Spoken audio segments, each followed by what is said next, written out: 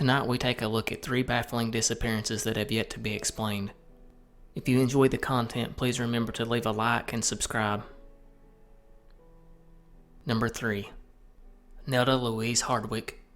On the late night of October 14th, 1993, Nelda Louise Hardwick would walk from her home and never return. Her disappearance would lead to one of the more baffling and sad mysteries of the 90s. Due to the length of time and poor record keeping, the circumstances leading up to her disappearance are few. What is known is that night she would give her children a bath and put them to bed. Sometime after that, her boyfriend would also go to bed. Nelda would then leave a note for her boyfriend explaining that she was stepping out to the store and would be back shortly. When her boyfriend awoke the next morning, he would find a note from her. However, she had not returned. Nelda's boyfriend, suspecting something had happened, immediately called authorities. Police would interview people close to Nelda and they all said the same thing.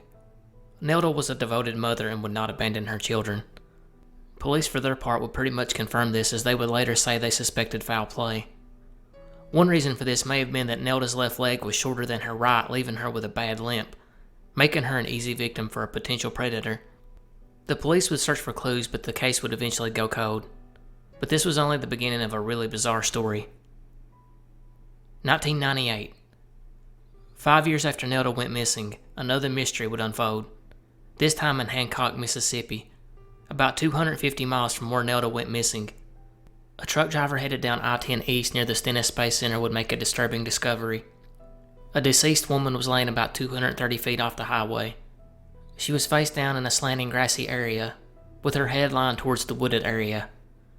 It was assumed she was hit by a vehicle hard enough to have thrown her a couple hundred feet from the highway. Authorities would ask the community for help in hopes of identifying the unnamed victim, and perhaps hoping to find a lead on who may have hit and ran. It didn't take long for authorities to get an answer, however. A group of teenagers would come forward when they heard about the incident. They reported that they had been traveling through the area earlier the same morning the body was found, and that between 2 a.m. and 3 a.m. they hit what they thought was a deer and kept on driving. Now, if you're wondering just how they could have thought it was a deer, well, so did I, but after looking into the incident more, I could only find that the driver was never charged with anything. So one can only assume that the police really believed the story that they didn't know that they had hit a human being. As bizarre as that was, the autopsy would get even weirder. Of course, there was the expected injuries one could get from being hit by a vehicle. Multiple broken bones and fractures, deep lacerations and multiple abrasions and internal injuries. However, there were some unexpected things in the autopsy. For one, the Jane Doe had hydatid cysts in her oviducts. These are caused by parasites that one may accidentally ingest when consuming contaminated or unsanitary food. It was also revealed that she suffered from black lung disease, emphysema, and chronic bronchitis. Thick mucus was present in her lungs. She also had a tan along with multiple bug bites present on her body. Her legs and underarms were unshaven, while her fingernails were short, dirty, and uneven. She also had a black greasy smudge on the base of her first toe into the arch. A lot of these being evidence for living a transient lifestyle, pointing towards the possibility that the woman was homeless. Upon searching the Jane Doe, they would find 7 ephedrine guaifenesin mini pills. These pills are used to loosen mucus and congestion one may have during a cold. However, no drugs were detected in the body. The only things she had ingested recently were French fries, pickle slices, along with a thick brown liquid. Police would try to get an ID on the woman, but were not successful. Even among the homeless population, no one seemed to know who she was. That would remain the case for another 15 years. In 2013, a full 20 years after Nelda had went missing, police would call and ask her family to come in and make an identification. Strangely enough, it was not to ID a body. Instead, it was to look at some old photos. These photos were that of the Jane Doe hit-and-run victim that were taken back in 1998. The family would indeed identify the woman as Nelda. That would put her original timeline as missing for 5 years, and would open the door to more questions, like what exactly happened. The coroner for his part would say that there was a 1 in 1,000 chance that it was not Nelda. He and law enforcement would put forth a theory. Nelda was indeed abducted and held captive for 5 years. By who and why is still unknown. However, her ill-fated escape only makes the case sadder. As she was fleeing her captors, she was tragically hit by a car and died. There are still multiple questions surrounding this theory. The food found in the autopsy, for one. Had her captor just given her some food before she escaped? Or had she escaped on her own and was scavenging for food? Her body did show signs of living a transient lifestyle, such as the parasites in her malnourishment. Also, the fact that she had a tan must have meant that she had been outside for a while. If so, why did she never approach a hospital or the police? And if she had just escaped that night and was fleeing, how come she had a tan? You would think someone being held captive would not be outside that much. Sadly, this would never be answered. In fact, we still don't even know if the woman in the hit and run was Nelda. After identification was made by the family, a judge would order the body to be exhumed for DNA testing. But the Jane Doe had been buried in a potter's field. This is where the poor and often unclaimed people are buried, a lot of them without headstones, and record keeping is not the greatest. When the grave was opened and the body was exhumed, investigators would discover that the body was a man. Authorities speculated that Hurricane Katrina had displaced what few headstones were present at the potter's field. Along with the spotty record keeping, it would be near impossible to find the Jane Doe. The judge would order a stop to the exhumption of the body, and that's where the case would end. But it leaves many questions. Who took Nelda? How could someone hold a captive for so long without being discovered? And how did she get so tan if she was being held inside? Sadly, these questions will most likely never be answered. Number 2. MV Joyita. Known as the Mary Celeste of the Pacific, the MV Joyita was a merchant vessel operating in the South Pacific in 1955. On the morning of October 3rd at 5 a.m., Captain Thomas Miller, a British sailor living in Samoa, would get up to start the departure. Miller used the ship as a trading and fishing charter boat, and what would be already a foreboding sign, the departure had been pushed back until early morning, as the day before Miller would discover a port engine clutch failure. After not being able to fix the engine, Miller decided to go on and take the Joyita with one engine. She was carrying 16 crew members and 9 passengers. One of these a surgeon on his way to do an amputation. The cargo on board consisted of medical supplies, timber, empty oil drums, and various food. The voyage was expected to take between 41 and 48 hours, and was scheduled to make landfall on October 5th.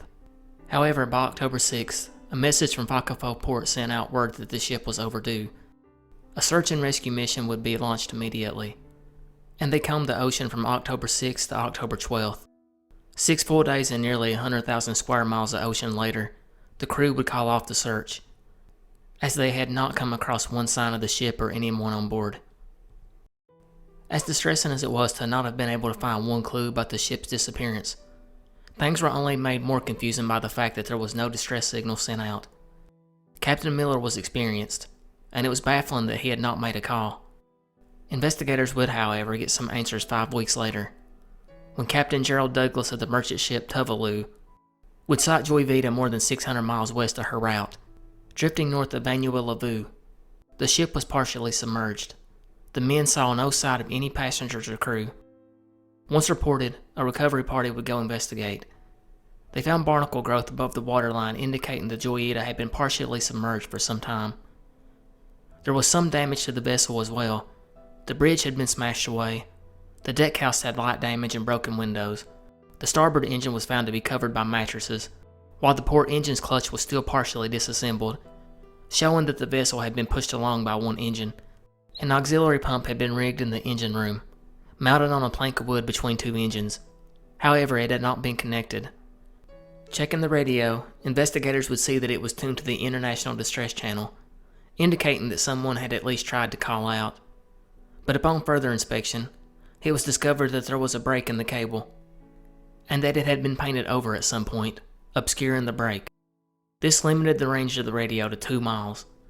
Inspectors also took note that the navigation lights were on, and that all the electric clocks had stopped at 10:25 p.m., indicating whatever happened must have occurred at night. Strangely, the ship's logbook, sextant, mechanical chronometer, and other navigational equipment were all missing, as well as the firearms. To further add to the mystery, the doctor's bag was found on deck, containing a stethoscope, a scalpel, and bloody-stained bandages. There was still fuel in the tanks of the vessel. The amount used was around 243 miles before it was abandoned, just within 50 miles of their destination. Finally, it was noted that the dinghy and the 3 life rafts were all missing. And of special note, the Joyita did not carry enough life jackets for all the members of the vessel. The investigators would take the Joyita back to the harbor to investigate further, and they found that the lower decks had flooded. Her hull was still in great condition though, and it was found that a fractured cooling pipe of the engine's coolant system had failed due to corrosion, allowing water in. By the time the crew had discovered the water, it would have been too late to locate the leak. But what makes this case really strange and unique is the abandonment of a ship that was not going to sink. The cork-lined hull made it almost impossible.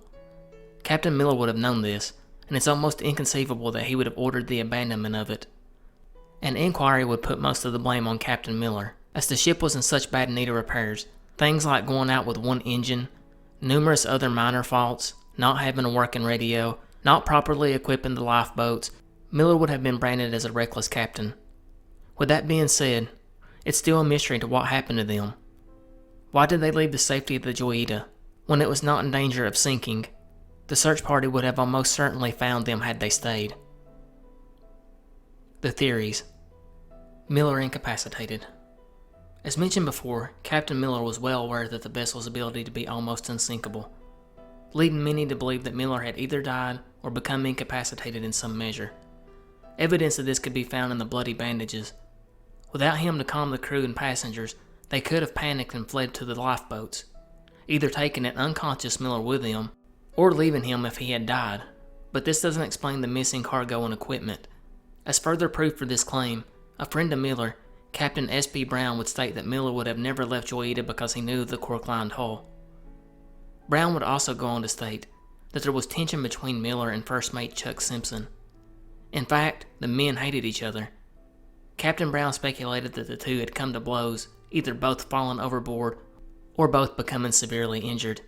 The remaining passengers would panic and flee the flooded vessel. The Japanese.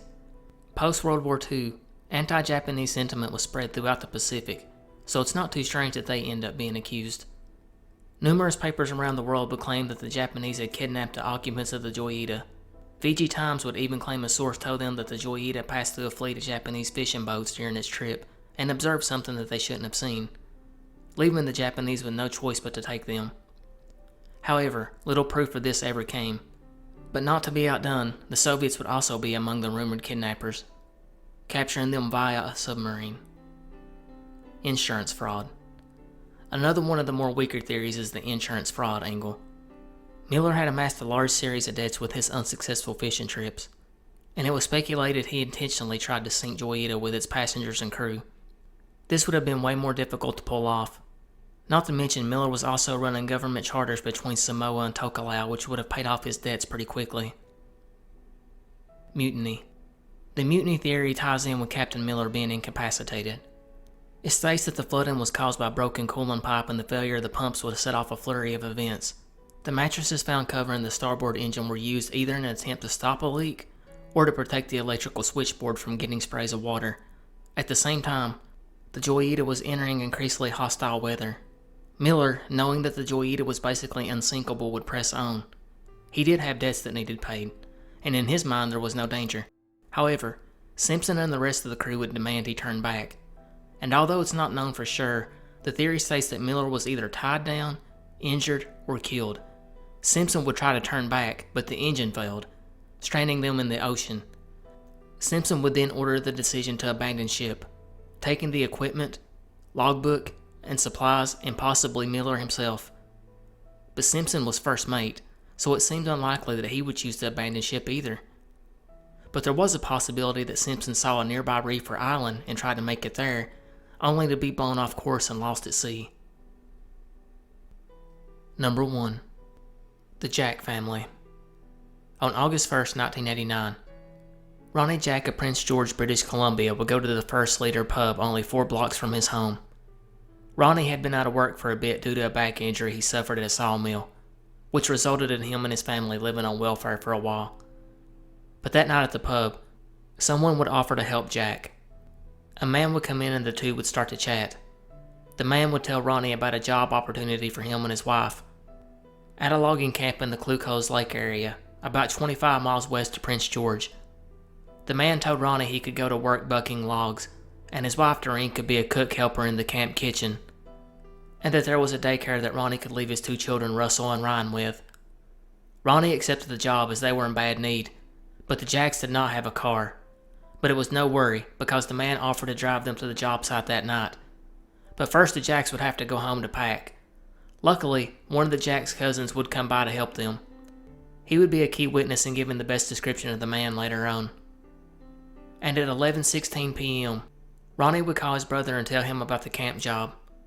2 hours after that, he would call his parents at Burns Lake, British Columbia to let them know he would be gone 10 to 14 days working at a logging camp, and he would return in time to get the kids ready for school starting in September.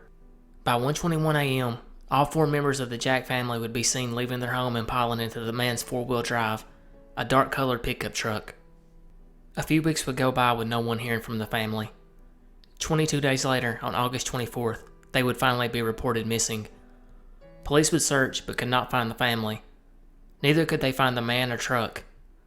And as for the logging camp, investigators would call several logging companies only to find out there was no camps hiring in the area at that time. In fact, not one clue about the family would surface for nearly 7 years, when on January 28, 1996, on an early Sunday morning, Vanderhoof police would get a phone call, a quick and muffled phone call. The man would state, "The Jack family are buried in the south end of blank ranch," before hanging up. The call lasted only about 10 seconds, and it was so muffled that police aren't sure what ranch was mentioned. And the call was so quick the dispatcher didn't even get to ask questions. Police were eventually able to trace the call back to a house in the Stony Creek area, where a house party had taken place during the time frame of the call, which explained why it was so hard to hear what the caller was saying. RCMP interviewed all the partygoers but discovered no new leads, and were never able to identify the person that made the call. Police would take the calls to the University of British Columbia for further analysis. The university was able to clean up some of the muffled noise, and police would still not be sure, but thought the tipster may have said Gordy's Ranch, or possibly even Cordy's or Corey's. And after further investigation, the RCMP would go search what they thought was the right Gordy's Ranch. However, they didn't find any trace of the missing family.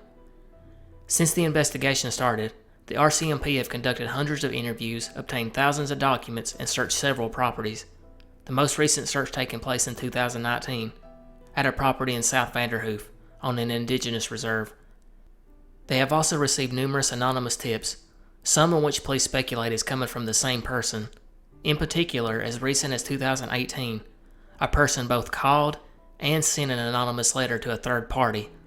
Police have not disclosed what was in the letter, but said the information was useful, and they have asked the individual to reach out to them again. But still, with all the tips, there is no one arrested, no suspects, no persons of interest. So this all leads back to 2 key questions. Just who was the man that Ronnie met at the First Leader pub that night? And what happened after they left the Jack residence? Statements from 2 witnesses that night, one from the cousin, would offer a description of the man. He was described as being a white male, 6 foot to 6.5 foot tall, reddish brown hair, a short full beard and mustache. His hair went to the bottom of his ears and was parted on one side, between 35 to 40 years old, and approximately 200 to 275 pounds. He was described as being hefty, but not fat. He wore a baseball cap, a red checkered work shirt, faded blue jeans, waist-length blue nylon jacket, and work boots with leather fringes over the toes. Police would use the information to make 2 sketches of the man. As far as what happened after they left, one early theory was that they simply ran off the road and have never been found. It is true that this area has some harsh terrain, with cliffs, waterways, wilderness, and rough roads with unannounced drop-offs. Still, this doesn't explain why the man's employer or family did not contact the RCMP about his disappearance. Furthermore was the fact that police could never find the supposed logging camp that was hiring in Clucos. But one thing to be noted about this whole case, if a logging camp was logging illegally in an area, it is most likely that they would not confirm that they hired Ronnie. And if the man had crashed with Ronnie and his whole family as some have theorized, then that could be why the loggers never reported him missing. And it could explain why the RCMP was not able to find a logging camp, as the loggers could have packed up and left quickly. Although it still leaves one to wonder why the man's family didn't file a missing persons report. Another theory that would be looked at was that Ronnie was possibly involved in some illegal activity and was looking to go away and start over with new identities. and that the man at the pub was simply being paid to help him move somewhere else and start over. The problem with this was that Ronnie didn't have a lot of money, certainly not enough to pay someone for a new identity, plus move him and his family somewhere else to start over. However, there are some things to consider that possibly point towards something like this. For instance, how many people would have a short talk with a stranger at a rundown pub before going home, packing up, taking your wife and kids, and getting in the vehicle with a stranger and letting him take you wherever, especially at 1 a.m.? It doesn't make sense. He gives off the indication that the Jack family was in a hurry. Of course, the counter-argument could be that the Jacks were desperate for money. A third theory is the possible murder-suicide by Ronnie Jack. This theory is the least likely in my opinion, but it's been discussed by some online sleuths. It basically comes from two things. One, according to Doreen's sister, Ronnie was abusive to Doreen. The second thing is the cousin that came and helped pack. Why did this cousin randomly show up between 11 p.m. and 1 a.m. to help them pack? It seems odd that he would just drop by that late unless the family caught him, but the cousin did not state that. Furthermore, the police would call the description that the cousin gave of the man as sketchy, like they didn't believe him. Finally, the most disturbing and probably valid theory, as police have pretty much said this is what they believe happened. A desperate Ronnie was duped by an unidentified man. There was no camp or job, and the story was a total ruse. The mystery is for what purpose and who. Well, there are a few possibilities and none are good. The obvious would be to murder them, or maybe he wanted the wife or kids. No one knows the true motives.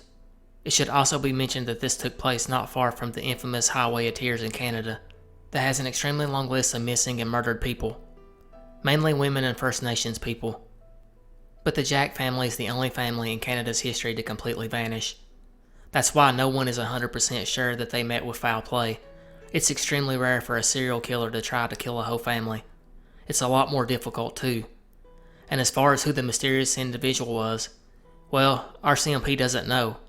They've never even had a person of interest the entire time of the investigation. However, Doreen's sister in 2012 would say that she now believed that serial killer Bobby Jack Fowler was behind the family's disappearance. Fowler, who died in 2006, was never considered a suspect in the investigation, but the RCMP was able to connect him to at least one killing in Prince George, British Columbia in 1974, when he murdered a then 16-year-old Colleen McMillan who was walking to a friend's house. He is also a strong suspect in 2 more murders that occurred there in the early 70s. However, he does not fit the description given by the witnesses. Furthermore was the time frame. The RCMP is not exactly sure where he was in 1989. He was a notorious drifter and traveled extensively across the US and British Columbia.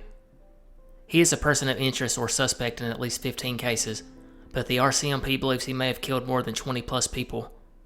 But so far authorities have not been able to link him to the Jack's disappearance, or anyone else for that matter.